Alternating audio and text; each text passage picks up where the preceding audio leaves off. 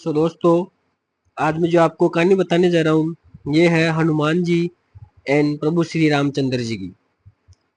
Friends, Hanuman ji जिन्हें राम भक्त और अजर अमर देवता के रूप में जाना जाता है, वह केवल शक्तिशाली और वीरता के प्रतीक ही नहीं बल्कि निष्ठा, सेवा और बुद्धिमत्ता के भी अद्वितीय उदाहरण है।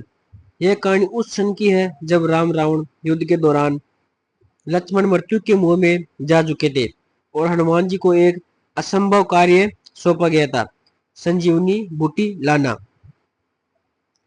फ्रेंड्स, लंका में राम और रावण के बीच घमासान युद्ध चल रहा था। युद्ध के दौरान रावण का पुत्र मेघनाथ अत्यंत क्रोधित हो गया था। वह एक महाबली योद्धा था और उसके पास दिव्य अस्त्र और शस्त्र थे। एक रात जब युद्ध विराम की आशा थी, तभी मेघनाथ ने छिपकर एक भयंकर ब्रह्मा ब्रह्मास्त्र छोड़ दिया, जो लक्ष्मण के वक्ष स्थल पर लगा। लक्ष्मण मूर्छित होकर जमीन पर गिर पड़े। उनके प्राण धीरे धीरे क्षीण होने लगे। राम का चेहरा पीला पड़ गया। उन्होंने लक्ष्मण के सिर को गोद में लिया और बोझिल स्वर में बोले, यदि लक्ष्मण नहीं रहे तो राम भी नहीं रहेगा। दोस्तों, हनुमान जी ने तुरंत वेग सुसैन को लंका के भीतर से उठा लाए।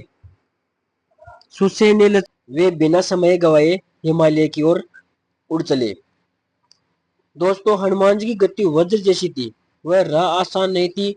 रावण ने पहले से अपने मायावी दैत्यों को आकाश में तैनात कर दिया था। पहली बात आई काल नागिनी नामक मायावी नागिन, जिसने आकाश में जाल फैलाकर मार्ग रोका। हनुमान ने बिना विचलित हुए उसका जाल फाड़ा और उसे समुद्र में पटक दिया। फिर आए राक्षसी साए। ये छल से हनुमान को भ्रमित करने लगे। उन्होंने हिमालय की परछाइयां बदल डाली ताकि हनुमान पर्वत न पहचान सके, परंतु हनुमान ने अपने भीतर की शक्ति को जागृत किया और ध्यान में जाकर असली पर्वत की दिशा को जान लिया। दोस्तों, हनुमान जी हिमालय पहुंचे और वहां देखा सैकड़ों औषधियों से भरे वृक्ष और झाड़ियां, लेकिन संजीवनी बूटी को पहचानना आसान नहीं था। वह केवल रात में विशेष प्रकार की आभा छोड़ती थी। लेकिन तभी संकट आ गया। समय तेजी से बीत रहा था और हनुमान जी को संजीवनी की पहचान नहीं हो पा रही थी। उन्होंने अंत में निर्णय लिया, अगर बूटी नहीं पहचान पा रहा तो पूरा पर्वत ही ले चलूंगा। हनुमान जी ने अपनी विस्तारित रूप शक्ति को जागृत किया। उनका शरीर इतना विशाल हो गया कि उन्होंने पूरा द्रोण पर्वत अपनी हथेली में उठा लिया। धरती कांप उठी, पहाड़ में हलचल मच गई, वन्य जीव चिल्ला उठे और आकाश में प्रकाश फैल गया। हनुमान जी तेजी से वापस लंका की ओर उड़ चले और उनकी उपस्थिति से चारों ओर प्रकाश होने लगा।